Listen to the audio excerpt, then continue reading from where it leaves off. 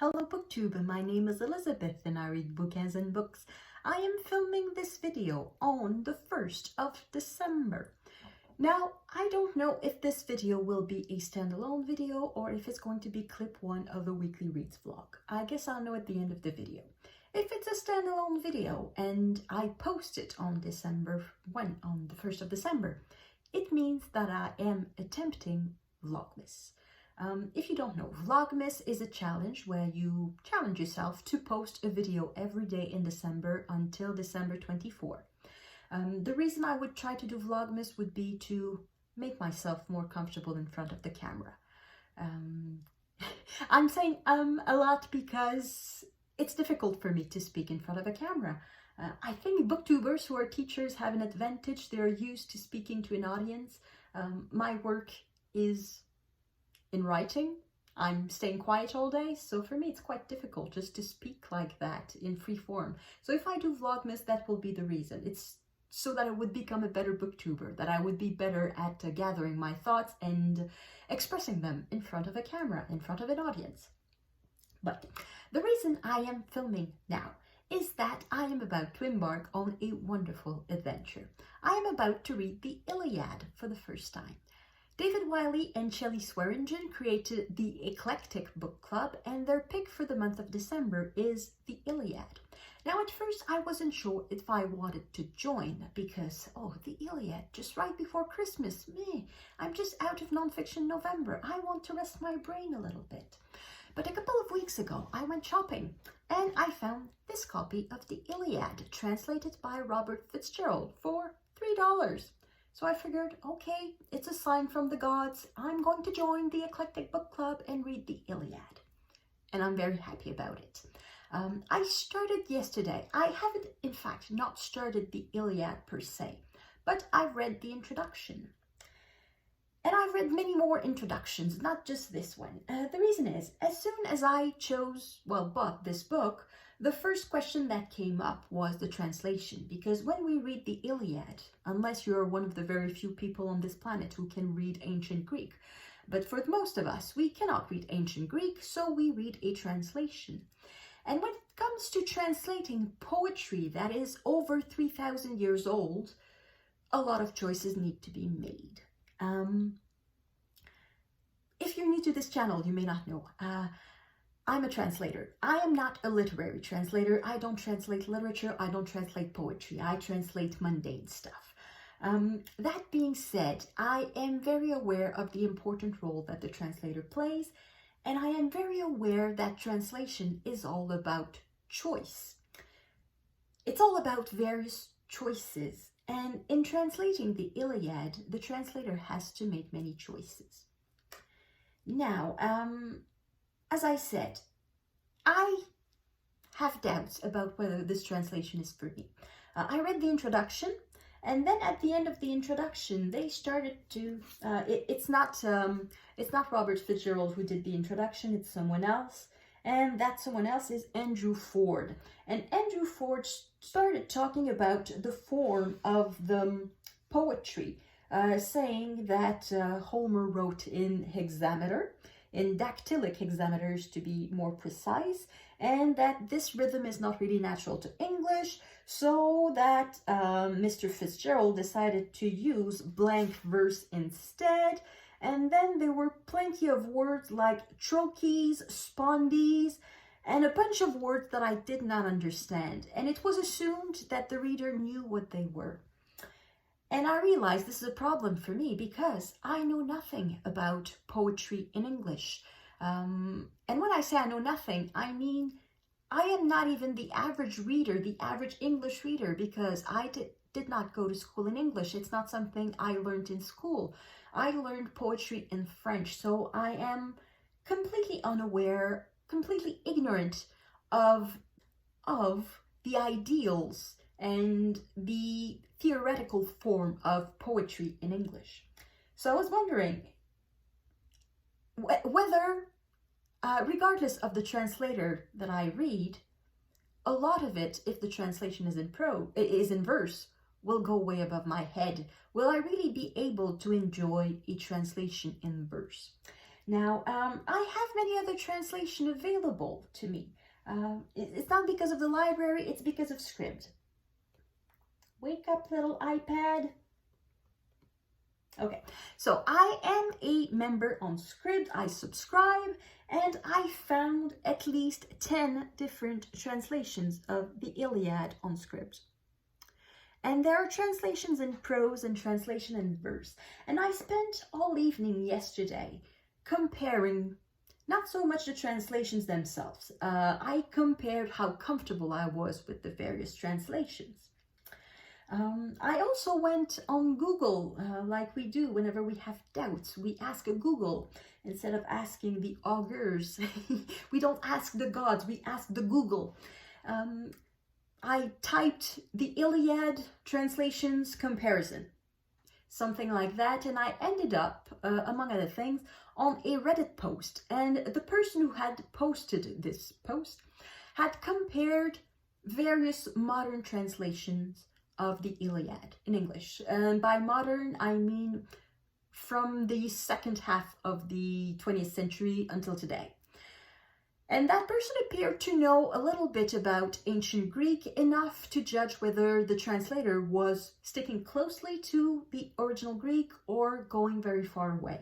And for that person, it was very important that the translator stuck close to the original. And that person came to the conclusion that the translation they preferred was the translation by Peter Green. It is available on Scribd. It is this one. So that's the cover. So I went and looked at that translation. I read the introduction, and I read especially the part about the translation, how Peter Green decided to translate it. The thing that is interesting, Peter Green translated the Iliad. He was 89 years old.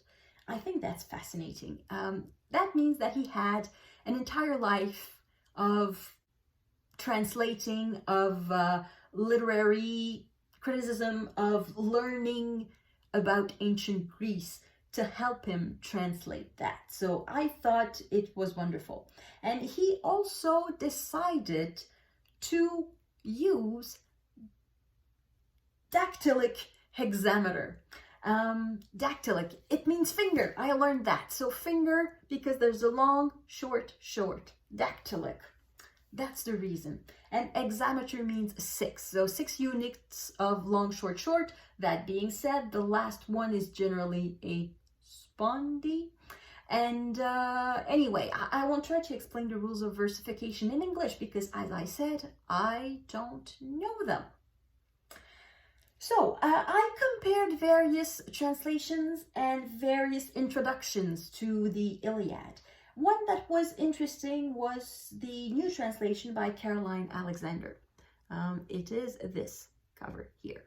Now, in this one, it was in verse. It was not a specific type of verse, though. I think she simply said that she wanted to reproduce the flow that would go with a declamation. So if you read it orally, verbally, out loud, you would get a certain flow. So that is what she was going for.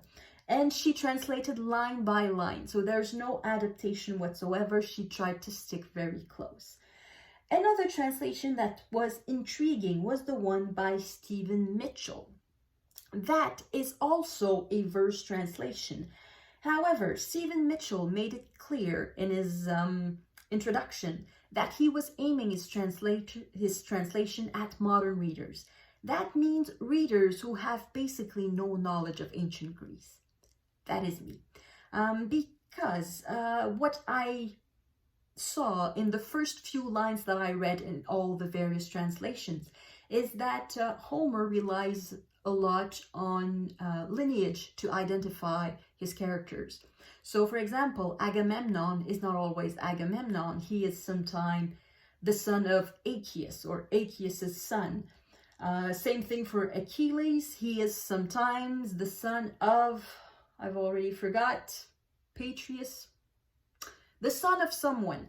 So for someone like me who doesn't know anything about Greek lineage, it's difficult. It's an obstacle to the translation. So Stephen Mitchell deliberately decided to get rid of them and just use the name of the character. He decided that it was no use to modern readers to know to have repeated it 20 times that Agamemnon is Aeacus' son. He just wrote Agamemnon. Same thing, Homer uses a lot of adjectives that apparently didn't mean anything, that apparently were used only for the meter. So he decided to get rid of them all too.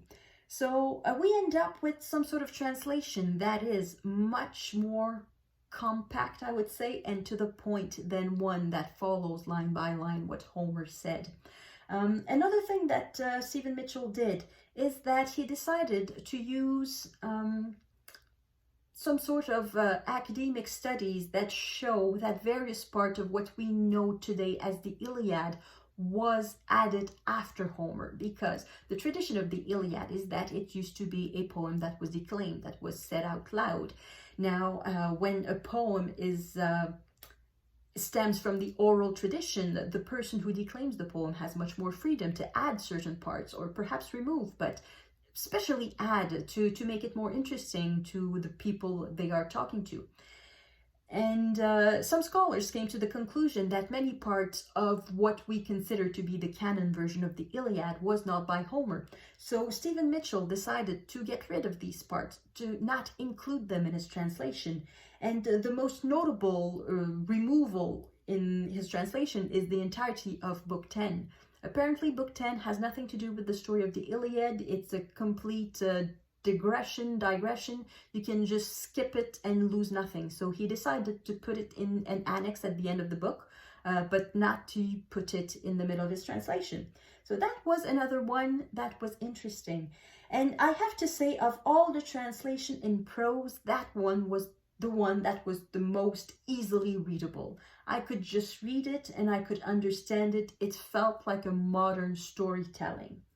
I should say also that the Peter Green translation is difficult to read because it sticks very closely to the original version, and Peter Green tries to follow the hexameter, the dactylic hexameter, but it comes with notes, with a lot of footnotes. So whenever there's something that is not quite clear, whenever there's something that a modern reader would not understand, there's a footnote. So that helps a lot. However, in the Caroline Alexander translation, there were no footnotes. And in the Fitzgerald translation, there are no footnotes either. So that is something that makes it difficult too. I don't remember, did I talk about this translation? This translation by Robert Fitzgerald is in blank verse. So, yeah, so all these things that I'm saying about blank verse and dactylic hexameter, I can recognize it because, no, I can say the words because I read them in the introduction. However, I do not recognize them when I read the verse. So that means that to me, a translation in verse, I will miss a lot. A lot will go way above my head. So I was wondering if a prose translation would be better. And there are some prose translations on Scribd too. One of them is by Samuel Butler. Another one is by three people together. I forgot their names. That one is in the public domain, so it's a bit older. And another one that is in the public domain, though I did not find it on Scribd, I did find it on Wikisource, is a translation by a Mr. Murray. So these are all translation in prose that are interesting and that are readable. However, I think that I chose my translation. I think that I'm going to go with The Anger of Aeacus by Robert Graves. Now, this is the cover here. Now, this is perhaps controversial, I don't know. It's a mix of verse and prose. And the intention of Robert Graves is really to give to the reader the same sort of excitement they would get out of reading Shakespeare or Dante. Not Dante, that's the thing. Of reading Shakespeare or some other modern storyteller. Somebody who reads a story. He he didn't want Homer to sound like Dante, because according to Robert Graves, Dante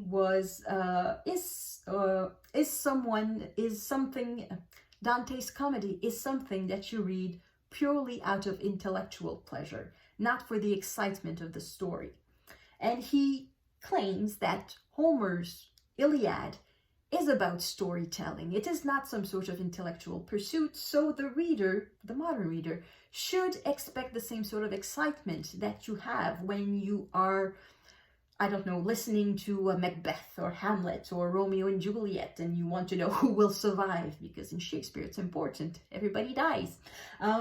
So he wanted to reproduce that impression on the readers. So I think my basic translation that I will use for this month will be The Anger of Achilles. Okay, that's another thing. I don't know how to pronounce the name, so that makes it very difficult to follow rhythms in verse. Because if you don't know how to pronounce the names, you don't know where the long and the short vowels are, so you cannot really recognize the meter, and that is a problem for me. So I think I'm going to go for Robert Graves' translation as my main translation. If I have the patience, I may read two translations side by side. I may jump and skip between Robert Graves' translation, which is supposed to be extremely readable, and perhaps Peter Green's translation, which is perhaps the one that sticks the closest to the original form of the Iliad, so that I could compare. But I don't know yet.